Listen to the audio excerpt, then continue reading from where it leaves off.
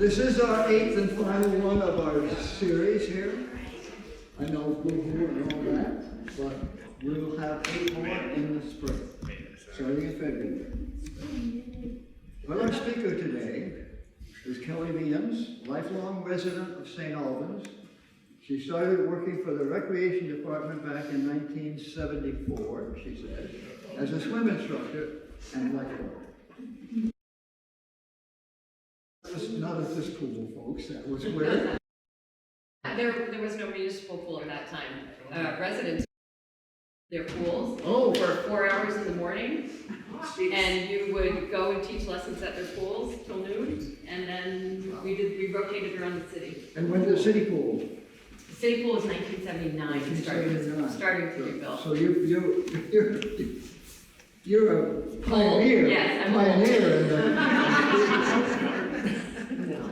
Then she worked for the St. Albans City Recreation Department, on and off, before accepting the position of Recreation Director in 2001. She's been a mover and a shaker in the building of Hardack. Folks, look around her. From the dog park to the Greg Brown Lodge, the pool, playground, the disc golf course, which I'm terrible at, the ski area, and the hiking trails, and the soccer fields. And staff will be talking with us today. And manage it all to include the occasional technical issue solved by one or more of them. On a personal note, Kelly, you may remember we did a Halloween at the museum. Yes. And I was there in my wig, bright red, and I was amazed when we got to the 3rd floor, the track that the Halloween people made, and the various things that were there to scare them. And I was just amazed that you turned out the bliss room into this creepy haunted place. Haunted place. Would you please audience?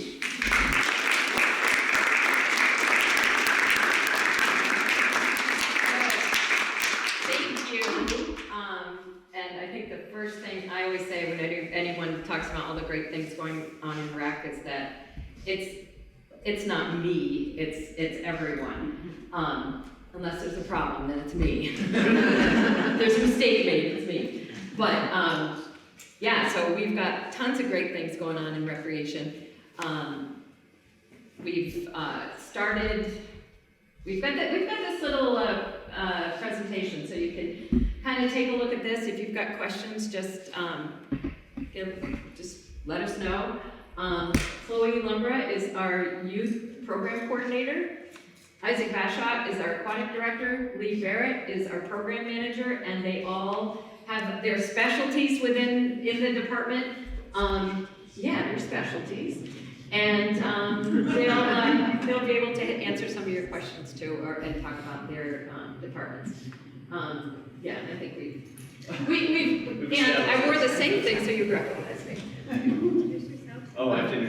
can talk about this too. Hi, as Kelly mentioned, my name is Lee. I'm the program manager, and I just put a couple things up there that I'm in charge of, or oversee, or help out with in some small part here, including rec sports, any programs or events that go on here or around the city, the town, a lot of social media posting, Facebook and Instagram and all those sorts. I'm big into the Nerf parties, which is the little Nerf blasters that kids used to get with the little darts. We do that at City Hall. And then I like to say that I'm a jack of all trades and a master of none. And do whatever needs to be done for the department. So, passing it on to there it is. Hi guys, my name is Isaac. I am the Aquatics Director. And I just wanted to add that this was my first job out of high school, so it's pretty exciting for me to stand up here and talk about my title as the director and oversee everything aquatics now. I'm super proud of that.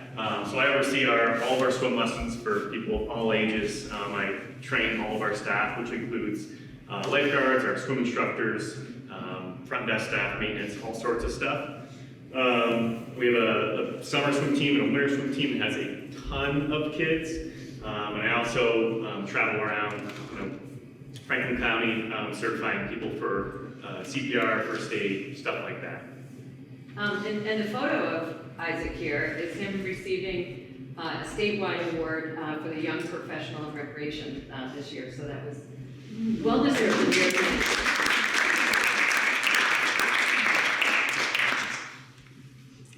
So I'm Chloe. I started working here in 2017, helping out with birthday parties and after school. I just started working here full-time this year. I'm now the youth program coordinator. I run all the summer camps, after-school program, anything kid-related. Kids are here. I'm usually running that. A lot of birthday parties, anything youth-related. I've been running that, so I love working here, and I'm excited to be here full-time now. Oh, my time. All right. So, and this is not for volume. I'm just using it for this. We're using it for the TV back there. Hi, everyone. I'm watching us on the TV. So we wanted to go through a bunch of the things that we do as a department, and one of the things that we started with, because we just got back from it, was the 2023 Conference on Recreation, which was at Killington this year. This is a yearly event where we get to travel. Well, it's Killington. It's been Lake Maury Resort for many years. We travel and meet up with other folks in recreation. This happened to be also a trail symposium, and so folks from all sorts of work in recreation, whether it's programs, events, the Green Mountain Club, people that maintain trail systems throughout the state, were there. And this is us, a little selfie of the four of us at the conference at the very end as we were taking off from the 2 days that we spent there. And all of the words, or all of the titles in blue and orange, were the sessions that we attended. So it's 2 days of a conference where you select different sessions to go to. They're generally an hour to an hour and a half session, and they're all just learning sessions. MyRec in the middle here is the software that we use for our recreation programming and for folks to sign up for programs. So we got to sit in and discuss with them any issues that we're having or any changes to the system, so we're better able to share that with the people that we serve. We all attended a group on social media and how to grow our movement through social media, so that was a really fun one. And that's a big deal in St. Albans anyway, using Facebook and Instagram and all those sort of social platforms to engage the public.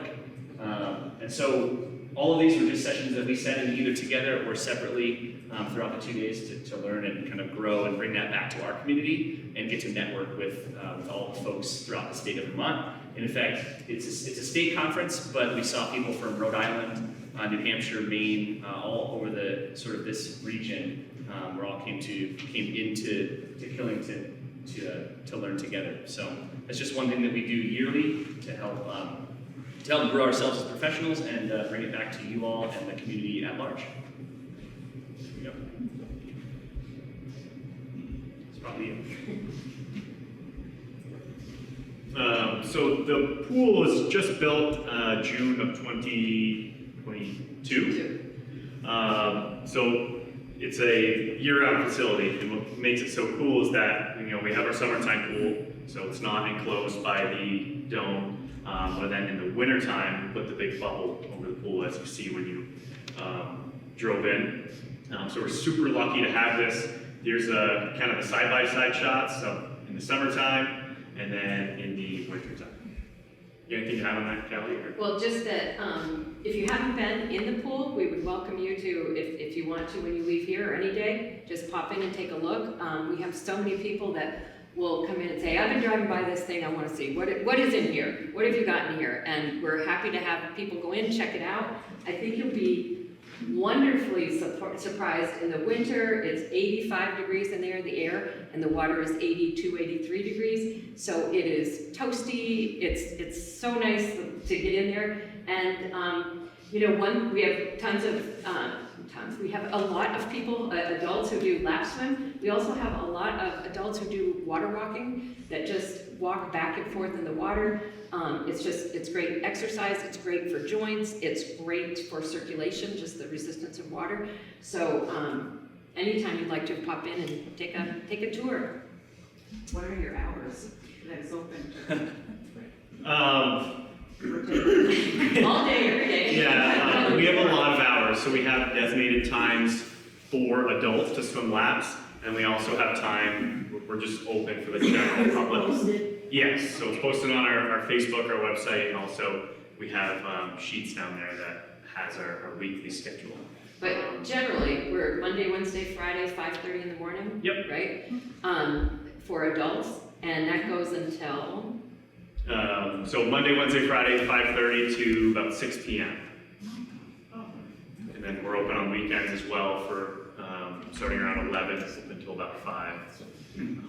There's lots of time to get in there. Yeah. So to speak a little bit about the bubble, a question I get asked a lot, or just an observation from folks is, man, that must be quite the process getting that thing up. And the answer to that is yes, it is. As you can see in these photos, it takes a lot of helping hands. And yes, a lot of us are staff members doing this, but a lot of people are just generous people from our community coming in to help, which is amazing. You can see in this bottom photo, I think there's probably around 50 people, because it takes that many hands to pull the thing, to get it set to where it needs to be, to eventually blow it up.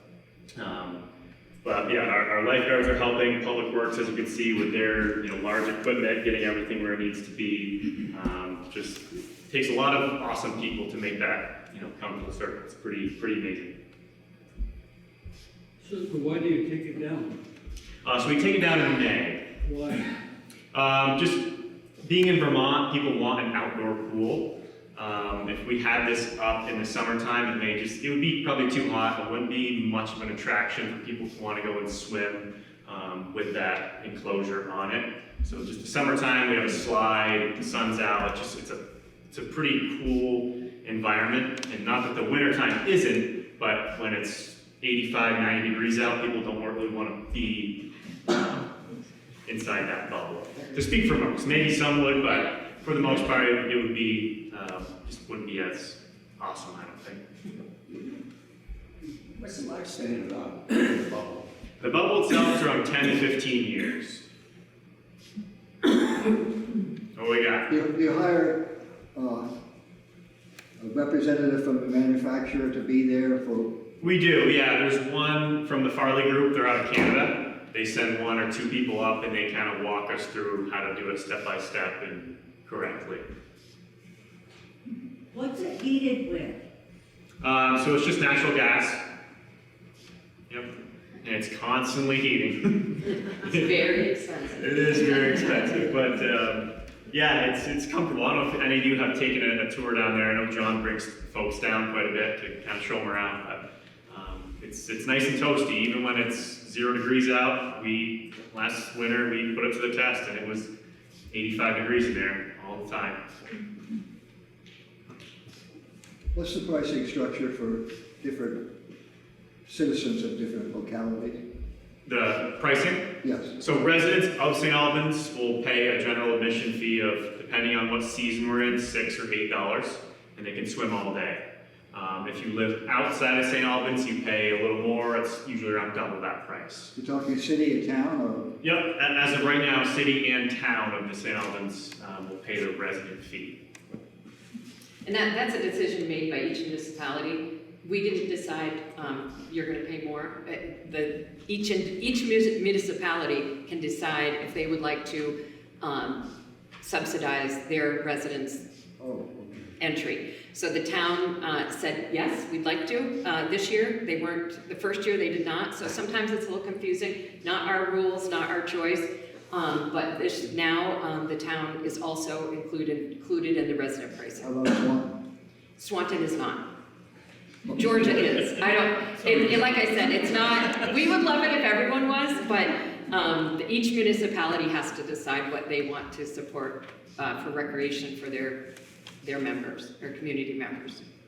Is this basically replacing the pool that's down by the school yonder? Yeah, that pool is now, it's gone. It's filled in and it's grassed. Okay. And that pool started construction in 1979. It was supposed to have a 25-year life expectancy, And we just babied that pool for 47 years. And it finally got to a point where we had our fingers crossed that it would hold out that last year so we could get into this pool. So it really, it didn't owe us anything at the end. Where do you store the boat? Great question. We just got a shipping container that's walked over in those crack fields over there, and that's where we store it. It is nice and sealed, so there's no mice or anything getting in there. That was our big concern. But yeah, store it over there.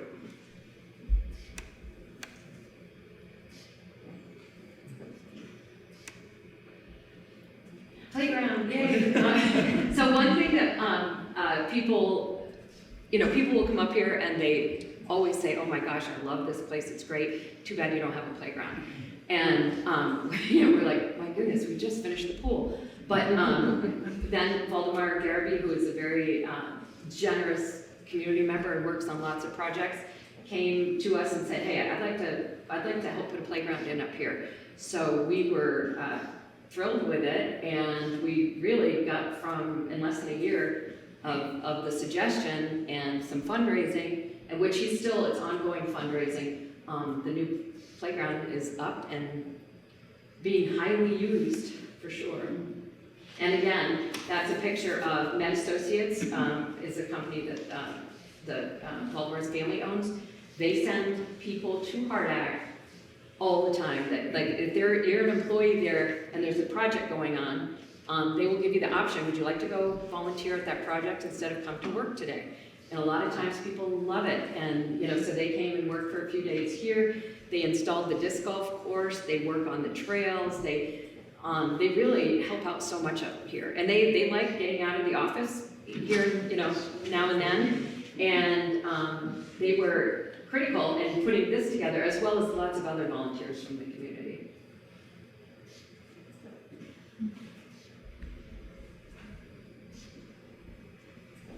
So as you can see up on the screen here, we have swim lessons going on for people of all ages.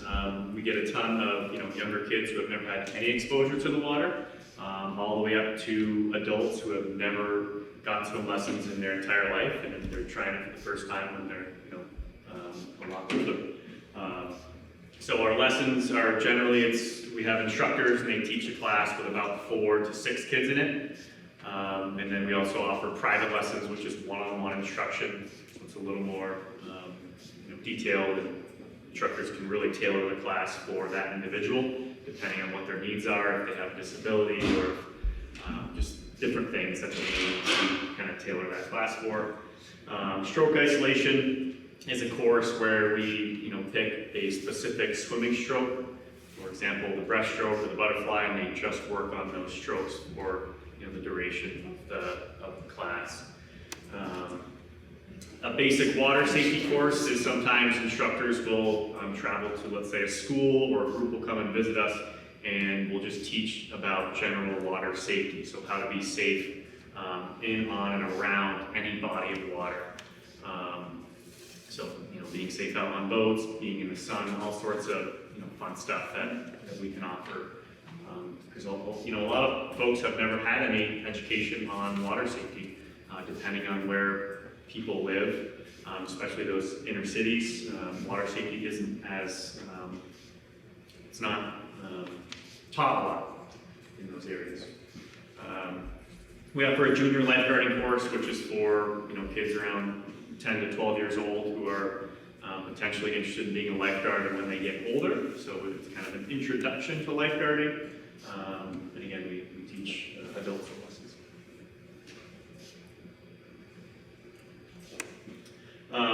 So at, within my job, I offer a lot of different trainings for people, most being my staff, but also they don't have to be a staff member here at the rec department to get professionally trained in some of these areas. So I train lifeguards. Some do work at the Hardack pool, some do not. Some go elsewhere and use their certification how they need to. I also certify our water safety instructors. So once they can teach kids how to swim, but more importantly, how to teach people to be safe around water. That's really the big thing. And I do teach CPR, first aid, AED classes to schools, groups, all sorts of folks, or anyone who just needs that certification or wants those skills. Our swim team is a big hit. It's an awesome thing to be a part of, whether you're a spectator or you're a swimmer or a coach. Our summer swim team, I think, had around 120 participants. More than that? 150. Yeah. So that's, you can just imagine, that's a lot of kids. There's different practice times for, they're not all in the water at the same time, but there's a lot of kiddos on that team. We host meets here at the Hardap Pool, so we'll invite other teams up here to swim and compete. And this past summer, we actually, which is every team in the state comes up and swims at our pool.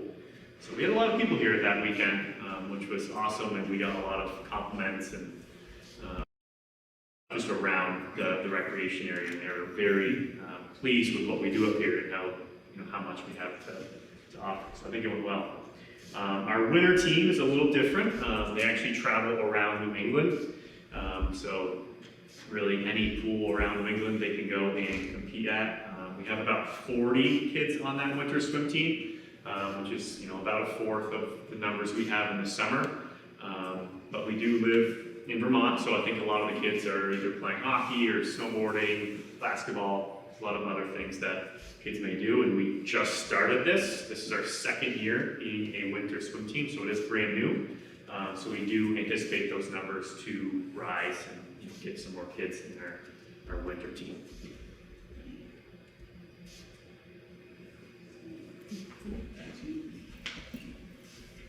So one of the things that I do during the school year is do after-school programming and then vacation camp and in-service camps. Whenever the kids don't have school, they have an option of coming here to Hardap for a whole day. When there's no school on school vacations or in-services, they will get here at 7:30 in the morning and stay till 4:30. And now that we're here, there's a lot of options we do with the kids. They hang out here, we'll do some crafts, we'll do some outside stuff, we utilize the trails, our new playground. And we get to spend some time in the pool now all year round, which is super awesome. So when the kids don't have school in the middle of winter, they can still come here and then we walk down to the pool and go swimming. We also take them on field trips and participate in different things that are going on. Last year at one of the vacation camps, we went up and did a tree tapping ceremony, which was pretty cool. Outside all the time, our after school program is also the same way. We're always outside. That's kind of what our motto is here, is be outside and be active. So we hardly spend time inside unless we're in the dome during the winter, or if it's raining and miserable out, we'll be inside here. But other than that, we're outside, we're playing games, we're playing sports, we're introducing them to new things. And just having fun. Right now, we just opened up our first ever floating Friday. So on Fridays, the kids can get off the bus here, and we just eat a snack, and then we head to the pool, and they get to go swimming for a couple hours, which is super awesome and super new, and the kids love it. So, I think the parents love it. So many times parents will say, oh my God, they were asleep before we got home, and I'm like, you're welcome. we should charge extra for that. We also have a Wild Wednesday program, which is kind of the same deal. And the MRUSD schools get out early on Wednesdays. They get out of school at like 1:30, 2 o'clock on Wednesdays, which is hard for a lot of parents. So one of the things that we do is have an option for SATEC and city school kids to ride the bus right here. They can get dropped off here, and they spend that whole time from 1:30 to 6 o'clock here. So parents don't have to leave work early or any of that. So that's been a nice program that we've been offering to the last couple of years. We also just brought back birthday parties down at City Hall, which we haven't done since COVID. We just really brought it back this year, and these have been a hit. And as the weather gets colder, we'll see that more and more people will be signing up for these, just because we don't have a lot of options in St. Albans for birthday parties for kids. So one of the options we have is we set up a bunch of fun games down at City Hall. We have a bouncy house and blue blocks and all these little games and whatnot. We set them all up for the kids. People can rent out the area for their party for a couple hours, and then we have staff on site who stay there, and we paint all the kids' faces, and we make balloon animals, so a lot of kids get a kick out of that. Oh, sweet. So I alluded to this before, but this is our some pictures from our Nerf parties, which are similar to the birthday parties, and then we have groups of kiddos come down, and we set up all sorts of barricades. The blue blocks, if you can see them on the pictures, are just these big, large foam blocks, and we set them all over the gym floor to make barricades, and they load their little Nerf blasters up, and they kind of run around and fire them off at each other, and just have a blast. And so we use that whole city hall space to kind of do Nerf parties. They play all sorts of different games. They play, all on all, so everyone's against everyone else, and then they play team games where they're teamed up and they're working together to try to capture the flag or something like that from the other team. And of course, it does say safety glasses because we take safety very seriously, and so they have to wear those safety glasses as they run around and kind of duck and dive and have fun with Nerf. Did you have a question? Do you do that for grown-ups? Yes. In fact, everybody look under your chair. There's a Nerf gun. We did a couple 40th birthday parties. People rented, it was their husband's 40th birthday party, and they did a Nerf party. Well, I have an OLLI version. John.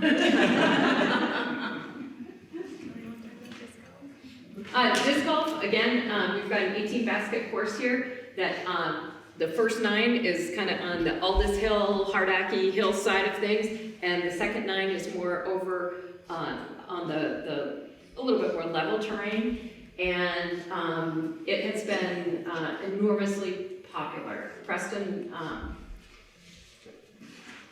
Fuller. I'm like, Brandon? No, that's a weird Preston Fuller came to me and said, I'd love to have a disc golf course, and he was probably the 6th person who came. The 5 before them said, yeah, I really like that, and we never saw them again. So when Preston came around, I'm like, yeah, right. But Preston followed through, and we worked together and got this set up, and Med Associates helped build it, and everybody uses it. It's a great way to get out in the woods, walk around, have some fun, lose a lot of discs. But every day, so that's here, like disc golf. Yeah, it's true, every single day, winter too. Winter Carnival is an event every year. This year it's February 17th. We have live music, we have fireworks, we have all kinds of games and activities. We have an ice carver, we have sugar on snow, and that space shuttle you see at the top is part of the duct tape derby that's entirely made out of cardboard. We have a race, and we have anywhere every year between 30 and 50 sleds out of cardboard, and I mean, they are amazing. I look at them and I'm like, this is a work of art. It's crazy how creative everybody gets, building wonderful sleds, and then they race them down the hill. And there's a prize for the fastest one. There's prizes for best spirit. It's really fun, and there's probably, the entire hill is lined with spectators. Channel 16 usually broadcasts it live, and so people will let their relatives know in other parts of the country, oh, they're going to be racing, and we'll see people in California and New Jersey and Minnesota and all these people watching the race and making comments on it. So it's kind of nice that they offer that so everybody can watch. And the Daughter Gala and the Sun Shindig. We have done the Daughter Gala for probably 17 years, I think. And it has grown to the point where it is sold out. And it's a fun, just a fun night for daughters, and it can be their dad or their uncle, or there's anybody who they like to bring with them. There's music, there's food. It's one of the most fun events. It's fun. It's just fun to work it. It's so fun to watch and be there. Last year we started a Sun Shindig because a lot of the moms were like, hey, we would like a party. And we had a great first year. And as the moms were leaving, they're like, please do it again. We're coming back and we're bringing more people next year. So it was, that was fun. And the adorable boy in the blue tie is my grandson.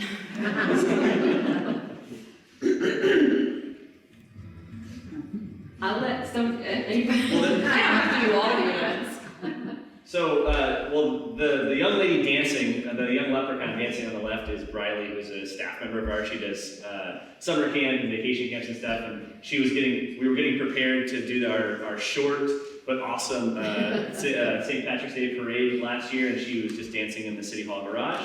So that was her, and then there's just a bunch of photos there of groups that were walking in the parades the last couple of years, and also some pictures of dancers. So there's music, there's dancing, there's food, there's drinks, there's a little parade. Last year was freezing cold and rainy and disgusting, but we had the most fun doing it. And it's nice because it's a really short parade. It goes, one city Around the corner, yeah. Around the corner. And we hand out so much fun stuff. Yeah. So it's a lot of fun, and just another event for people to kind of to participate in and have a lot of good laughs and fun. And those dancers are from the McFadden Academy of Irish Dance in Vermont, and this is their favorite event. They're always like, do you want us next year? Do you want us next year? They love coming here. They do dancing, and then they bring all the kids, like anybody who wants to, they dance with them. And it's interesting that you cannot teach Irish dance without approval from the Federation of Dance in Ireland. So I can't open an Irish dance studio. It's funny. But Kelly does have a really, really good Irish dance, so she wants to show you right now. But they're amazing. They're fun to watch. The uniforms are sparkly, and the kids love it.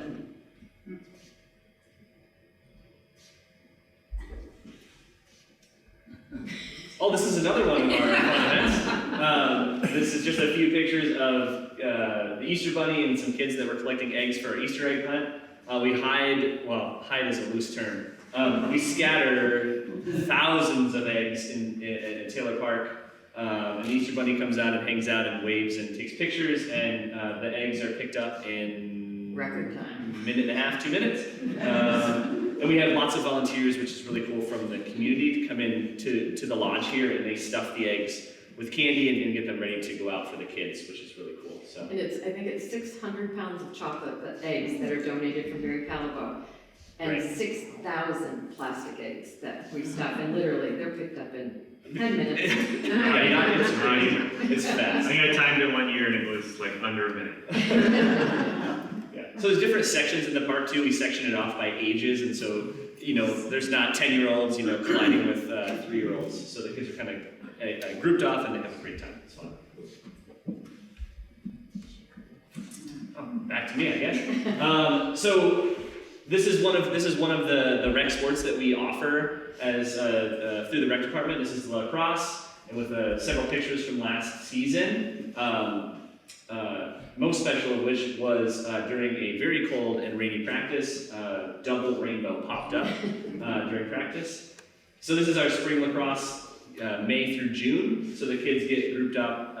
We do lacrosse from 4 years old all the way up through 8th grade. And so they're grouped off into teams. We have volunteer coaches that help coach the teams, and they play different teams from around the area. So we host people to play here. And then our teams travel different places to play other teams, which is really cool. It's really fun. Lots of good times. Oh. That video you see on the side, every Monday morning, counselors get out there and welcome the new campers every Monday with swinging signs around, blowing bubbles. We have these giant bubble cannons. So that's one of my favorite things from last year that we started doing that is new. And the parents are always saying, oh my God, my kid looks forward to it so much on Mondays. It's like we can never not do it because kids really love it. They feel so excited to be here. Absolutely. Yeah, so this is one of the biggest programs that I run here at the rec department. This was our crew from this summer. We have about 85, 90 kids who come on a daily basis. This was our group picture this year. So a little about day camp. I started working here 7 years ago as a camp counselor, and then for the last 3 years I've been the director of the camp, and it's grown a lot since I've been here. We now have 85 kids per day usually, sometimes a little more, sometimes a little less, but we're pretty full. We sell out of day camp very fast. We fill up really quickly because our camp is the place you want to be in St. Albans. It's all outside and it's active just like our after school programs, and we get to go to the pool every day. So we get here at 7 in the morning and the kids get dropped off and we just do different activities every day, from sports to crafts to hiking to the playground, disc golf. We do every day. We plan different things that happen here at camp, and we go on field trips on Friday, which is pretty fun. We just brought that back since COVID because we couldn't go on field trips for a little bit. But usually on Friday, we either bring something super fun here, like get bouncy houses, slip and slide, that kind of stuff here, or we go somewhere and go on a field trip. So that's that. And we have about 18 counselors on our staff in the summer who join us in the summer, and we have about 12 of them here a day with our 80 kids. The kids are normally broken up into 4 groups, so it's like 4 groups of 20 kids rather than trying to corral 80 kids all in one big group. So it works out pretty well. I love this part of my job, and the kids love coming here. We have a lot of kids who come back to this camp every summer. We have a lot of returning kids who just want to come back every year, which is super nice. Same with staff too. We see a lot of staff stay here for like 4 or 5 years, so we love it. We love that people like to be here. I think, well, as an example too of how quickly it fills up, we usually put the registration up in January, and I think by mid-February to maybe March, we were nearly full on every week of camp. So there was a waiting list just 4 weeks after we put the registration up. So it's crazy how badly people want to be here and how awesome it is. So. Oh, this is a silly video. This is a chant we do every morning.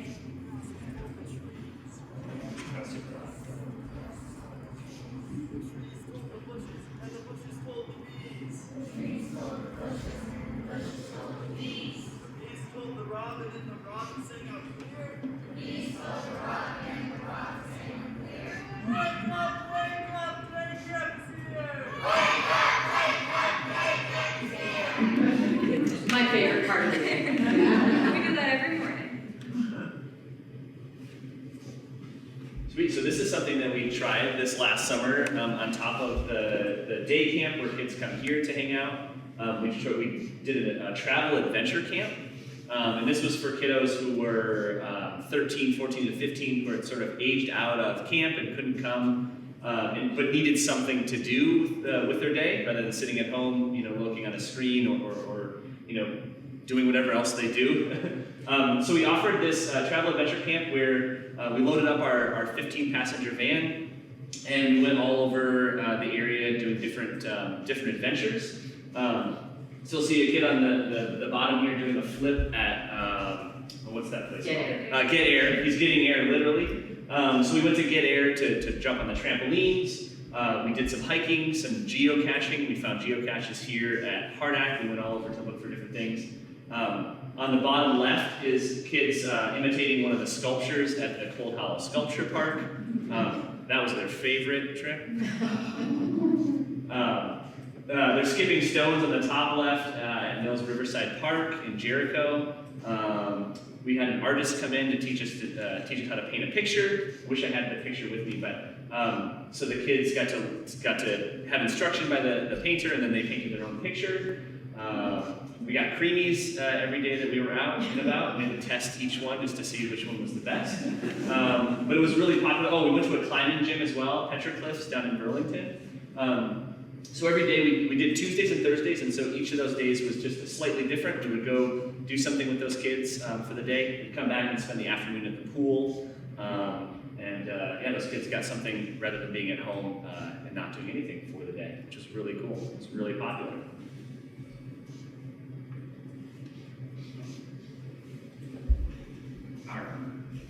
All right, on the topic of fun, another huge event we host at the pool is our pirate party, which is essentially just a huge pirate-themed party where there's a bunch of planned activities, carnival-type games all around.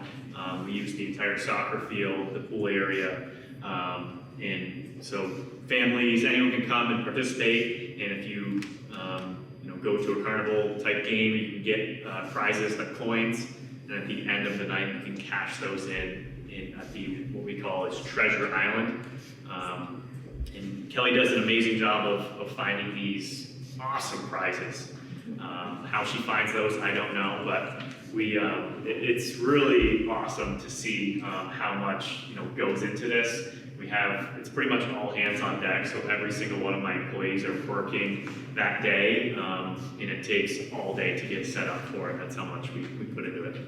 We have a walk the plank. We do have a walk the plank. A few of the activities we do is walk the plank, and similar to our winter carnival where we have the duct tape regatta, we do a one in the pool, so families need to make a boat out of just cardboard and duct tape and try to make it across the pool. Yes, there are lifeguards on duty because it does get a little scary at times. We do a coin hunt at the end of the night where we take a ton of coins and throw them in the pool, and then all the kids need to go out and swim and get them. It does get a little scary again at times, but again, there's plenty of lifeguards there. We have costume contests, all sorts of stuff. We have a DJ booth. This guy right here got the award for Best Employee of the Century because he was the pirate, and he had a game that was called Fight the Pirate. So he just had to run around with a sword and fight off. It's great. Kids for hours. Kiddos for, yes, hours on end. So thanks again, Lee, for doing that. That was pretty awesome. But that just scratches the surface. There's a ton of other activities and games we do that night, but I won't get into all of them, but they are just a ton of fun. Summer Track is a program we started with the Hershey company used to sponsor track, and they decided they weren't doing it anymore. So we wondered how this was going to affect our kids in our program, and it turns out it didn't, and it only got bigger. So we, Ethan Mashter has been our coach for the last few years.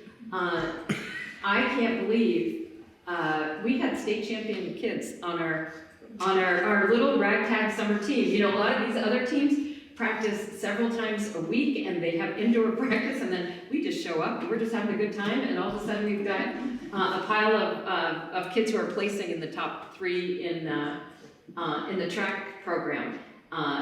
They practice twice a week, and then they go to St. Johnsbury for the big state meet, and it's a lot of pomp and music and a parade around the track holding their flag and their banner, and it's another really fun program.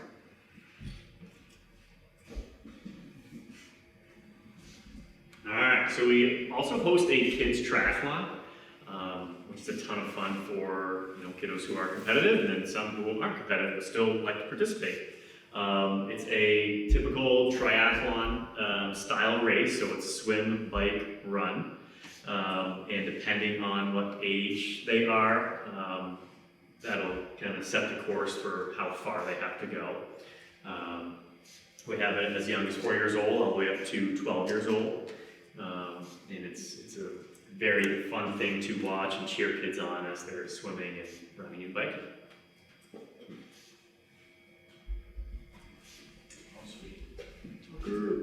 All right, back to more rec sports. We just finished up our soccer season. So this is, Isaac mentioned on the swim team, there's there's over 100 kids. This is also a large gathering of kiddos. 250 this year. It's crazy. All the way from 4 years old up to 4th grade. The first and second graders and the third and fourth graders compete in games on the weekends out here on the fields. And then this middle picture on the bottom, we were at Collins Pearly, and they turned the lights on for us, and we set up little soccer fields, and they got to play under the lights, which was pretty cool for those kiddos. So they played for a couple months, August through October, really, practicing a couple days a week, and also competing against each other here at Harnack.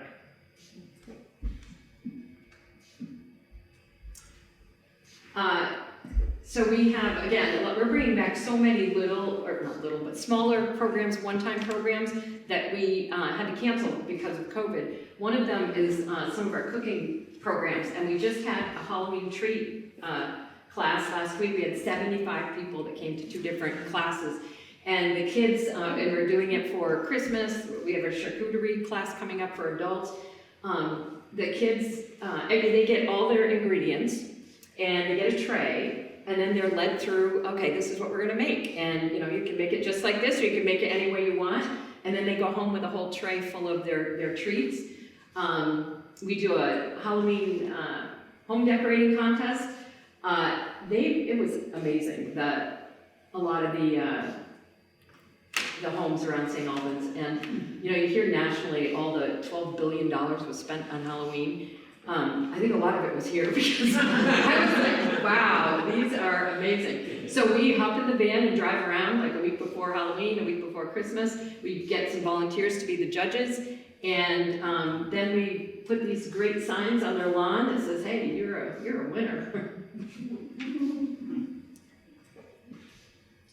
All right, and another rec sport that just started, and is a kind of a short season, but we do basketball as well. This is more just practice and maybe scrimmages against the kids that are on their own team. But this is again from 4 years old all the way up through 4th grade. And so there's just a few examples. The little hoop they're shooting on is for our little 4-year-olds or kindergartners. And yeah, they spend a couple weeks with a coach, learning the ins and outs of basketball and having a great time.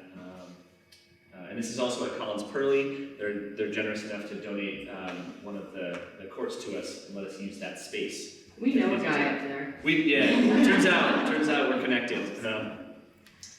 Yeah, very cool. Well, I love this. This is one of my favorite things. So every year we have horse-drawn sleigh. Well, we hope they're sleigh rides, depending on whether there's snow or not. Sometimes it's a wagon ride. But in the week before Christmas, we have 3 different dates where, and we have that beautiful new red, well, not new, we painted it red, the sleigh that's in the parking lot here. And you can fit 12, 14 people in it, and you get a ride through the trails, and there's jingle bells on the horses, and it's a fun little family activity during the holiday season. And that's a whole bunch of hard act too. So the pictures at the top are ski lessons. We usually, and there's, that's not one of our lessons, none of our snowboarders end up jumping. They're beginners, but we have partnered with BFA in the past with their ski team and snowboard team. They've had a little trouble maintaining, and I don't know if that's COVID too, but teams. So we've gone to volunteers to help with the lessons. Hopefully this year they get a few more kids who are interested. We have Lil Bowler is a local resident who loves bringing people on snowshoe treks, and they're pictured there at Lookout Point up on the top of Aldous Hill.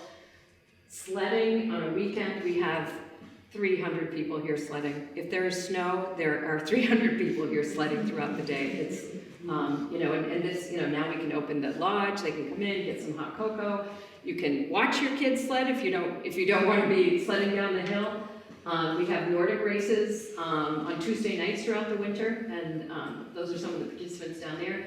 They do kind of a potluck thing. They do their race, they plug in a crock pot when they get here, and they come back from the race and have a nice little social time afterward. And that's another beautiful house decorated for Christmas. And we also do a wreath making class 2 nights worth, because we have that many people, and we do it right here. We cover the place in giant tarps, bring everything in so you can make your wreath, and they're beautiful. Like I said, I'm always amazed at what people do. They make the wreath, they have fun with their friends, and the mess is all here, and then they go home, and then we just roll up our tarps, and it's over with. And we're lucky enough to have snowmaking, because we would probably never be open given the way winters have been. Not that exact gun, but a similar gun that shoots actually even more snow at higher temperatures was donated by the Holsheimer family. The key, all those long poles that you see, it has to be like between 14 and 17 degrees to make snow. And we just didn't hit that on a consistent basis last year. But these fan guns can make snow at 23 degrees, so we can make lots more snow really fast with those. We've got the beautiful groomer that was purchased a few years ago, used from one of the mountains. And, you know, this little tiny spot is really, really nicely taken care of. So it's a great place to snowboard and ski and snowshoe and Nordic ski and slide. So we have a lot of action here in the winter.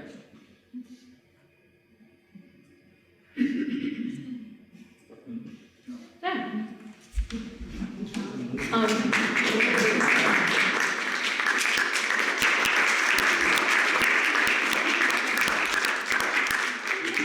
Final questions for Kelly? Yep. Did you have a question? Oh, yeah, sort of. I guess I don't understand who can participate in these programs Everybody, anybody. from any town. Yep. If you live in St. Albans, you're gonna pay slightly less. You get a discounted fee because you support the department through your property taxes. You know, we're part of, you know, the city of St. Albans. So are you reaching out to town meetings to see if they can fund it? We don't go after it. We let that be an organic thing within the community. If the community members are interested, many times they'll get in touch with us and say, hey, can you tell me how many people from Fairfield used programming last year? How much was it? How much would it cost if Fairfield were to say, I would like to be in, and I'm only using Fairfield as an example, like what would that cost? What would it look like? And so we give them that information, and we certainly have gone to select board meetings with that information, but we don't really, we don't go fishing much for it. We let that, you know, because every community almost has a recreation department of some sort or another, and we are lucky, we're here in one of the larger areas, and we have an amazing place where we're at with great facilities, and we don't want to overshadow anything anybody else is working on in their community. We're happy to have people from everywhere. We're happy to offer something maybe that they don't, but we let everybody be. If they want to come to us, then we're happy to work with them and find a way to make it work. Is there a saturation point in any of this? Well, like our day camp is one of those, and we can't have more than 99 people in this building. It's, you know, fire code. And like Chloe said, most of the time our kids are outdoors anyway, but if there is bad weather and they need to be inside, we have to, you know, honor the safety codes. So, you know, that program for one is it does top off. Swim lessons. It's like, but now we're not trying to jam all those swim lessons into a 6-week period in the summer. We have swim lessons year round. So if you didn't get in the summer, you can go all winter. So we've been able to spread that out, but that used to be a problem at the old pool. We just didn't have another space left for a lesson. The other thing I was wondering about, being a farmer, I've got one of those hoop farms, and cattle can go in and out of that year-round, whenever they feel it. And you'd think they would just hang out in there in the wintertime, but in the summertime, they're hanging out there too, because it's cooler. It gets rid of some of the heat and the rain problems and that kind of thing. So. I don't think people, are you talking about the dome, Yeah. keeping the dome up in the summer? I think, as Isaac said, Vermont is such a beautiful place to be, but in the summer, nobody wants to be inside, you know? It's like, if you can be out in the fresh air, and not that the air in there isn't great either, but if you can be outdoors, that's kind of, you know, on any given Saturday, we could have 500 people there. We would not be able to have that many people there in the winter because the dome doesn't encompass the whole area. Oh, yeah. And the amazing slide that is very popular does not fit under the dome, so that's a summertime thing. I was about to stop it. Yeah. Let me check that, yes. Yeah. Thank you. And also, the Red Brown Lodge was in large part donated, as I understand, from Yeah, this was, Jackie. yes. Yeah, and it Keep exceeded, that in it, your will, folks. right, it exceeded the donation, and they're still raising funds to make the final payments on this. And a lot was donated, the architecture and much of the mechanical issues were engineered, I understand. donations? Mostly paid for. Yeah, it ended up with this, you know, when a bunch of people get together and they have an idea and they're like, oh, let's do this. And, you know, all of that had to be engineered and, you know, electrical engineers, building engineers. So where there was a lot of generosity from the community and lots of donations have been made, it's still, there was still about a $300,000 balance outside. Were there tons of generous people? Yes. I mean, there were funds that were donated for the fireplace, those glass doors were donated. Other families made large donations just in general. The Holschneider family donated money for the patio and the fire pit. So there were a lot of donations, but there's still, we're still working on the fundraising for the back end. Yeah. And who owns all the land that all this is on? City of St. Albans. So Hardak started like way back in the 60s. And in fact, that row of cedar trees, I came up when I was 4 years old with my dad and planted a lot of them. And that old shack that used to be here was actually a turkey coop from a turkey farm that they were no longer using. And my dad is a civil engineer, and so he was working with, he was a president of Hardak many years ago, and placed that turkey coop here as a lodge. So, or, you know, a shack, a heating shack. So when we were tearing that down, I was talking to my dad and I said, you know, he was very excited about this, and I was just like, oh gosh, I hope he gets to see it completed, because we were building it during COVID and, you know, it was taking forever. And I said to him, how do you feel? Are you kind of sad about that? He goes, no, God, no, that thing should have been torn down years ago. And he came up and watched him tear it down, and he's been in here so many times since. I mean, so it was run by volunteers. There was a serious accident here. The organization was sued. They could no longer afford insurance. And they went to the city and said, look, we can't run Hardak anymore. In fact, Hardak, I think, closed officially for like 3 years. And the city said, yep, we'll cover your insurance. We'll run your payroll here through city. We'll do the administrative work of it. So the city had supported Hardak for well over a decade, so that, you know, it could reopen. And then, like so many things, volunteer, you know, you lose your volunteers. People don't volunteer as much as they used to. And the boards were like, man, we've been doing this for 20 years, we're tired. We can't keep doing this, and we have so many ideas and we want Hardak to grow. So they approached the city with an agreement to hand over Hardak to the city to run. And yeah, that's where we are now. Yes. Do you, excuse me, do you anticipate in the future a program for the mentally and physically handicapped? Everyone's included in all our programs. Do you have a special program for them? We don't need, you know, we adapt our programming so that if there's someone with physical or mental limitations, they are included in our programs. And there's, I mean, Isaac he's been teaching adaptive swim forever almost, so that any, you know, you've taught so many lessons, you know, children and people who are deaf or blind, that have really difficulty with mobility. We've always included everyone in our, as much as it is possible in all programming. So the answer is yes? Yes. We don't have, well, the answer is no, we don't do special programs. We do all of our programs so everyone can participate. Okay, thank you. Okay, before. I have one. I just wondered, is there any kind of like scholarship program that you could donate to for somebody who couldn't afford to take part in the after-school program, say? Yes. There's the Warner Foundation, which is separate from REC, that has funds for kids to attend. They have two different piles of money.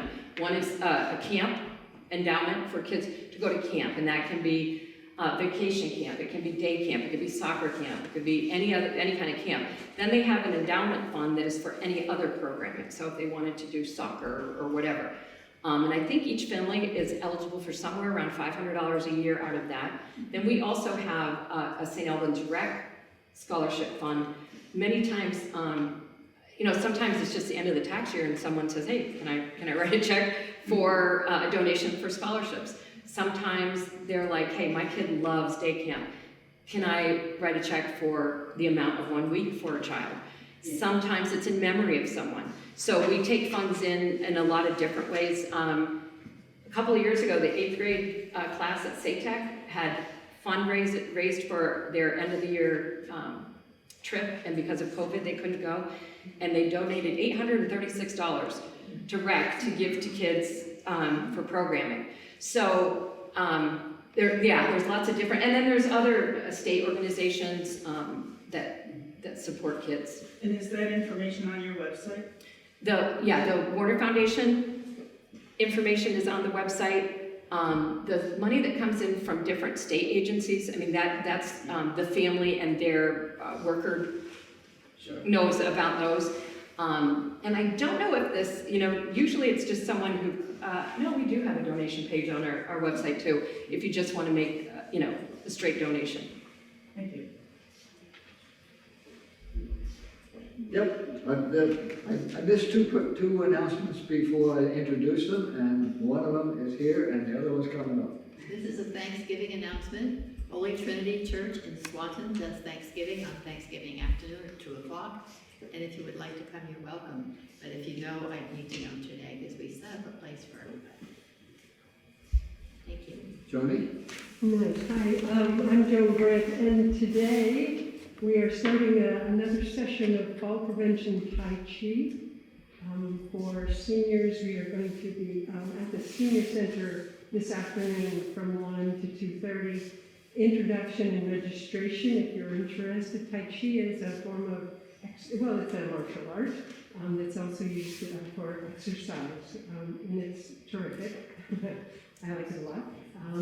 And then it will move, starting next week, we'll move to 10:30 to 11:30 because there's no more OLLI for the next couple of months. So if you want to fill in this little gap in your Wednesday mornings, you could do Tai Chi starting next week. But anyway, if you want to check it out, this afternoon at the Senior Center on Messenger Street, 1:30. And there are handouts up here, the purple ones, if you want to grab one. Kelly, thank you, and Eugene? Thank you, guys.